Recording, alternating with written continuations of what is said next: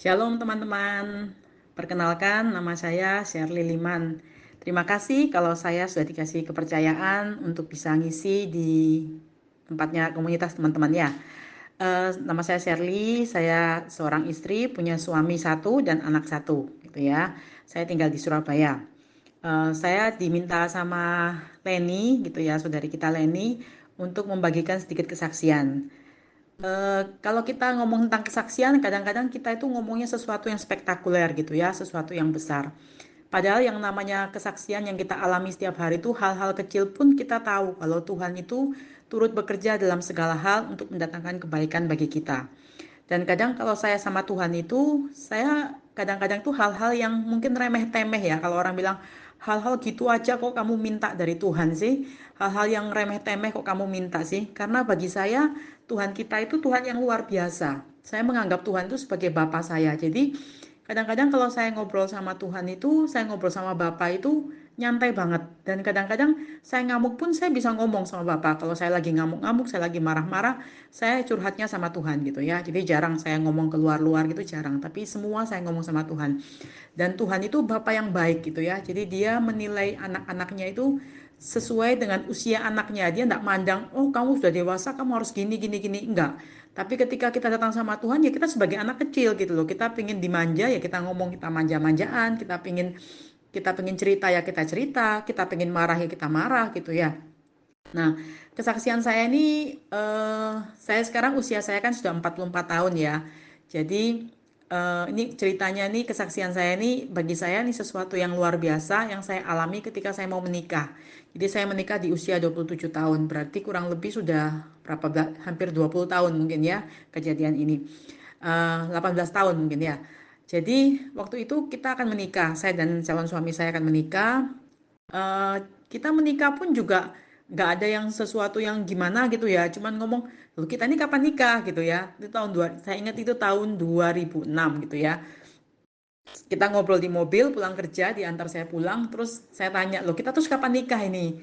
Terus dia ngomong, tahun depan loh bagus angkanya, tanggal 7 bulan 7 tahun 2007." Oh iya ya, boleh boleh boleh ya. Jadi akhirnya kita memutuskan untuk kita menikah di tanggal itu gitu ya, di tanggal 7 bulan 7 tahun 2007. Dan mungkin banyak yang tahu kalau tanggal itu tanggal sangat cantik, 1000 tahun sekali gitu. Jadi kita kemudian mulai mengatur, mulai lihat-lihat pameran pernikahan, mulai mempersiapkan gitu, sampai akhirnya kita juga mempersiapkan untuk restoran menikah gitu ya. Jadi waktu saya tuh punya satu restoran favorit karena waktu bos saya ceritanya, saya juga kerja di sebuah perusahaan perhiasan. Waktu manajer saya menikah, salah satu owner, anaknya owner tuh menikah, dia menikah di restoran itu untuk ceritanya itu untuk merayakan bersama karyawannya. Jadi dia merayakan di restoran itu. Restorannya di Kenjeran. Zaman itu masih ada, sekarang sudah nggak ada gitu ya. Dan restoran itu lumayan bagus gitu. Jadi dan saya sangat terkesima dengan restoran itu karena bagus gitu ya. Terus dia di lantai 2. Kalau lantai satunya memang kurang bagus karena lantai satunya itu nggak los gitu. Jadi ruangannya banyak tiang-tiangnya. Tapi kalau lantai duanya dia los dan ruangannya lumayan bagus, lumayan besar, kapasitas untuk 50 sampai 70 orang, pokoknya cocok lah gitu ya. Nah, kemudian kita setelah ngobrol, saya ngomong, saya pengen nikah di restoran itu gitu. Terus kita datangi restoran itu. Ketika kita datang ke restoran itu, ternyata manajernya bilang, kita ditanyai, kamu mau nikah tanggal berapa gitu ya.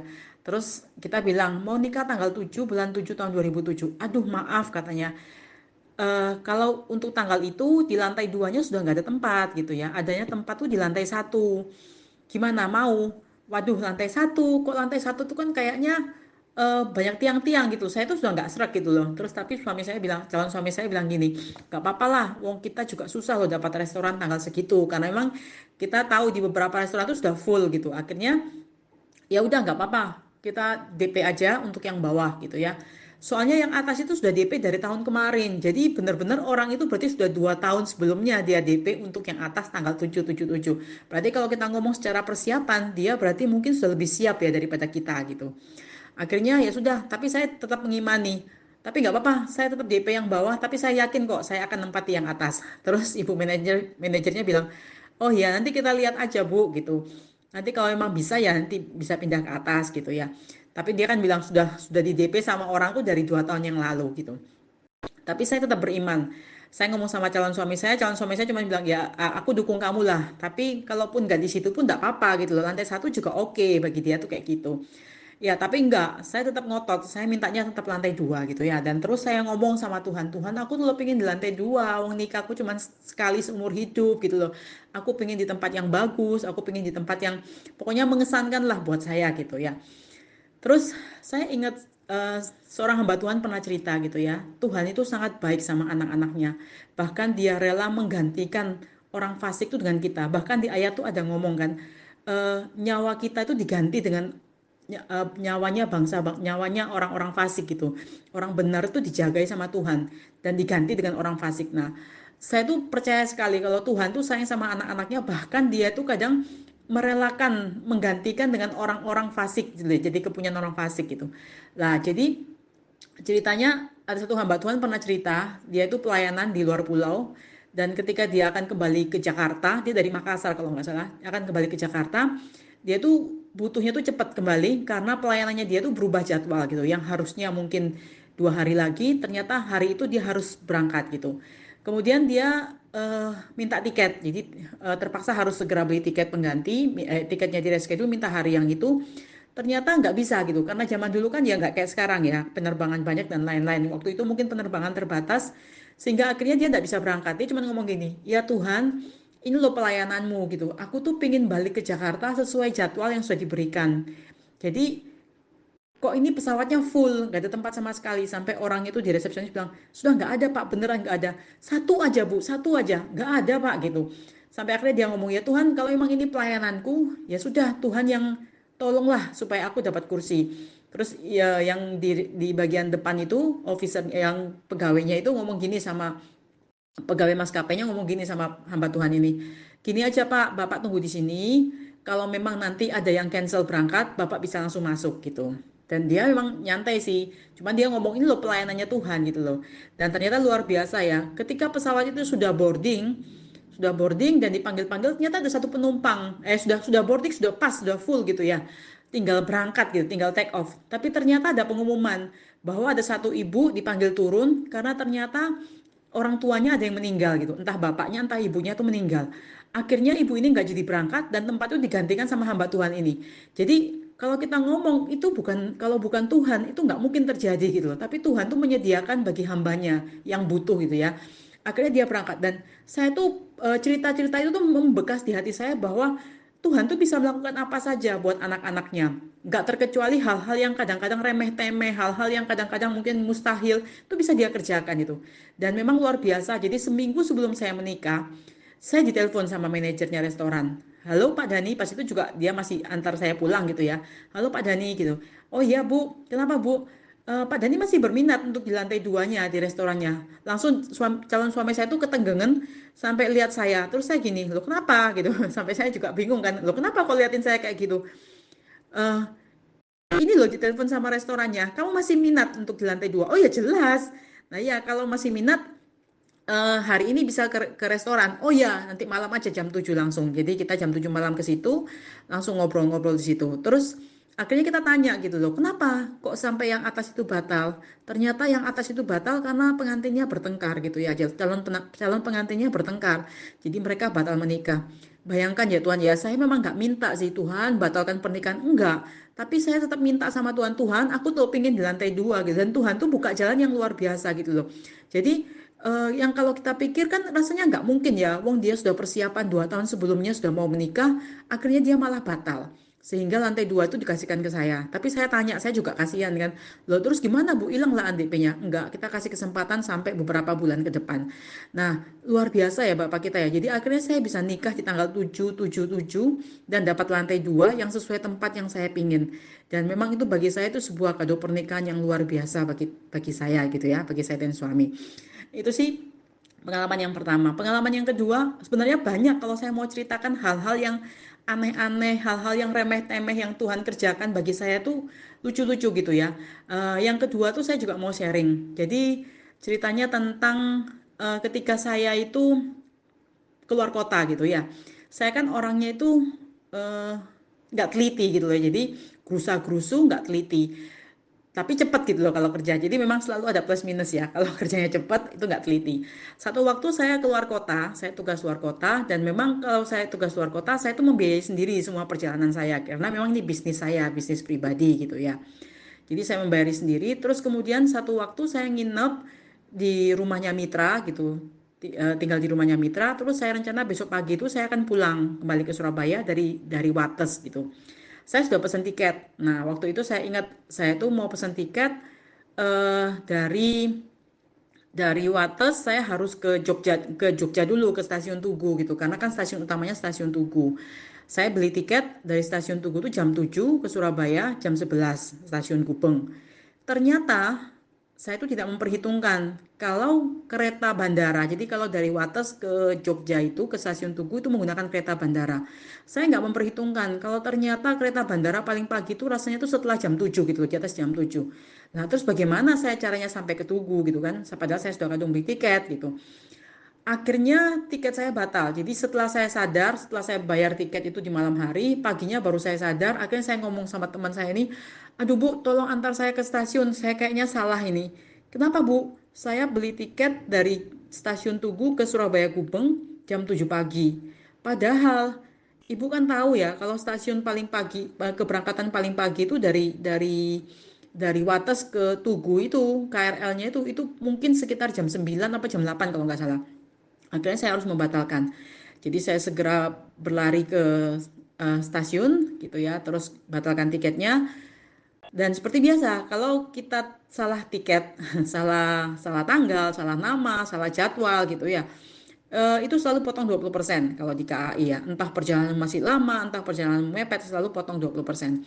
Nah, akhirnya karena tiket saya kalau nggak salah waktu itu tuh 250.000. Jadi kalau 20% itu sekitar 60 ribuan lah, kayak 50 ribu lebih beserta biaya-biaya yang lain. Akhirnya sekitar 60 ribuan lah. Terus saya ganti dengan tiket yang langsung dari Wates ke Surabaya gitu. Akhirnya saya naik eksekutif. Kalau yang tadi saya naiknya Sancaka, ekonomi premium, akhirnya saya gantinya eksekutif. Dan saya harus menambah kurang lebih sekitar, karena harga tiketnya 350.000, saya nambah gitu ya. Pokoknya saya sudah rugi tuh saya nambah gitu loh.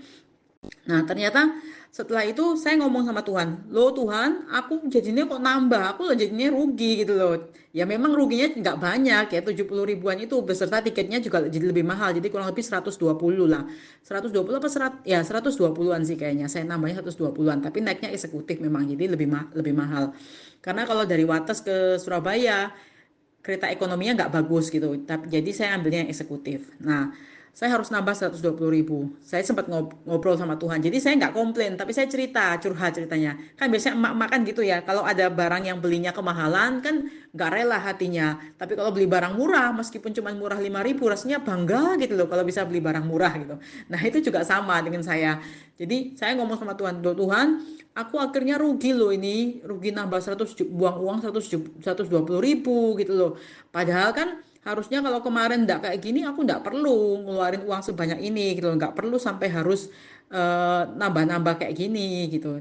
Tapi ya sudahlah Tuhan, aku tahu sih Engkau turut bekerja. Jadi eh, Roma 8 ayat 28. Aku tahu Tuhan bahwa Engkau turut bekerja dalam segala hal untuk mendatangkan kebaikan bagiku, yaitu orang-orang yang mengasihi Engkau dan yang terpanggil sesuai rencanamu. Sudah, setelah itu meskipun hati nggak rela, tetap saya akhirnya jalani seperti biasa. Nah, sampai pada keberangkatan jam 6 sore. Jadi, kalau dari Wates itu satu-satunya kereta tuh jam 6 sore. Nah, jam 6 sore itu saya berangkat dari Wates ke Surabaya. Ketika masuk dalam gerbong kereta api, saya ingat saya itu di gerbong apa ya? Gerbong 2 kalau nggak salah ya. Gerbong 2 apa gerbong B saya lupa sih. Jadi masuk di gerbong itu sudah duduk, kemudian dikasih selimut ya, di perjalanan itu dikasih selimut. Beberapa saya tuh nggak merasakan perbedaan gitu loh, karena saya merasa ya dingin juga, nggak juga panas-panas banget gitu. Tapi ada beberapa orang yang mungkin karena saya melihat mereka mungkin secara mereka ngomong, ih panas ya, kok agak panas ya. Bagi saya sih nggak panas gitu loh, nyaman-nyaman aja gitu loh. Sampai perjalanan sampai di Madiun. Terus di Madiun ternyata itu pramugaranya ngomong, maaf atas ketidaknyamanannya karena eh, AC di gerbong ini itu bermasalah gitu. Jadi nggak bisa dingin maksimal. Oh iya, jadi oke. Jadi sementara ini masih kami perbaiki gitu. Dia ngomongnya gitu. Terus ternyata sampai di stasiun Gubeng, dia ngomong lagi, maaf, ternyata setelah sampai di tempat tujuan pun kami masih belum bisa memperbaiki kerusakan AC yang terjadi. sehingga perjalanan Anda terganggu dan kurang nyaman gitu kan. Padahal saya juga nggak merasa panas gitu loh, baik-baik saja gitu. Dan sebagai kompensasinya kami akan potong tiketnya, kami akan refund tiketnya 50%. Jadi tiket saya yang 150.000 itu saya dapat refund lagi 175.000. Lah jadi cuan lah, cuan 50.000 ya teman. Jadi saya tuh masih dalam kondisi setengah-setengah sadar karena nyampainya kan di jam-jam 00 sekian gitu. Terus saya tanya sama sebelah saya, loh kenapa Pak? Iya Bu, kan kita ini kan AC-nya bermasalah gerbong ini. Jadi kita setelah sampai nanti di stasiun, kita bisa refund tiketnya kita untuk dikembalikan uang seharga separuh dari tiket. Jadi 50% dari harga tiket. Oh iya ya. Terus saya cuma dalam hati gini, ya Tuhan, kamu tuh ada-ada aja. Kamu demi aku, kamu bikin satu gerbong itu kepanasan. Gara-gara aku, kamu bikin satu gerbong itu kepanasan. Cuman bela nih supaya aku ini dapat refund tiket. Padahal aku sendiri tuh loh Tuhan, aku tuh enggak merasa kepanasan. Aku tuh nyaman-nyaman aja. Karena memang kalau eksekutif kan dingin banget. Nah kalau ini bagi saya itu enggak dingin banget. Tapi memang sesuai suhu badan gitu loh. Sesuai suhu yang suhu ruangan normal gitu. Jadi bagi saya yuk nggak apanya yang nggak nyaman ya tetap nyaman-nyaman aja mau naik eksekutif yo panas juga nggak terlalu panas tapi saya dapat refund tiket senilai 175.000 akhirnya saya malah cuan 55.000 saudara jadi betapa saya ngomong ya Tuhan hal-hal kayak gini loh padahal hal-hal yang remeh-temeh kok ya Tuhan tuh perhatian gitu loh Tuhan tuh ya ngerti gitu loh nah itu ya saudara-saudara jadi banyak hal yang Tuhan kerjakan yang bagi saya tuh gak penting banget gitu loh tapi Tuhan tuh ngerjakan buat saya gitu loh dan saya merasa itu sebagai kejutan-kejutan kecil ketika saya bete, terus terang ya, ketika saya dalam kondisi bete atau mungkin saya dalam kondisi down, saya tuh kadang ngomong sama Tuhan, Tuhan kasih aku sedikit kejutan aja, biar saya tuh tahu bahwa kan kadang kita tuh nggak sadar kalau Tuhan tuh selalu bersama-sama dengan kita. Dia berjanji bahwa aku akan selalu menyertai kamu dalam kondisi apapun. Tuhan tidak pernah janji bahwa langit selalu biru. Tuhan tidak pernah janji bahwa jalan tuh selalu rata. Tapi Tuhan janji bahwa Dia selalu menyertai kita. Kadang-kadang kita lupa ketika kita down, ketika kita dalam kondisi terjepit, kita merasa Tuhan kamu tuh di mana ya gitu. Jadi kadang-kadang saya kalau kayak gitu saya cuma ngomongin Tuhan kasih aku kejutan kecil dong, biar aku tuh tahu bahwa Engkau masih bersama dengan aku, biar aku tuh kerasa, biar aku tuh sadar bahwa Engkau tuh masih bersama-sama dengan aku. Dan memang seperti itu. Jadi dalam kondisi-kondisi yang kadang mungkin menyesakkan, kondisi-kondisi yang mungkin menakutkan, kondisi-kondisi yang mungkin membuat saya down, tiba-tiba Tuhan tuh ngasih kejutan-kejutan kecil yang membuat kadang saya tuh akhirnya menangis gitu loh. Tuhan ternyata kamu tuh begitu baik. Ternyata kamu tuh hal-hal yang aku minta, hal-hal yang sepele-sepele pun kau kerjakan bagiku gitu. Jadi yuk teman-teman, ketika kamu punya dalam kondisi masalah mungkin atau mungkin dalam kondisi kesesakan, tetap ngomong sama Tuhan, tetap ngobrol sama Tuhan. Atau mungkin dalam kondisi senang sekalipun tetap ngobrol sama Tuhan. Jadi Tuhan itu teman dalam segala keadaan bagi saya ya. Dia Bapa dalam segala kondisi. Dia Bapa dalam segala keadaan kita. Dia Bapa yang mengerti hati kita. Ya, semoga sharing saya bisa jadi berkat. Dan sekali lagi, salam perjuangan dan tetap semangat buat semua teman-teman sini, rekan-rekan yang terkasih. Amin.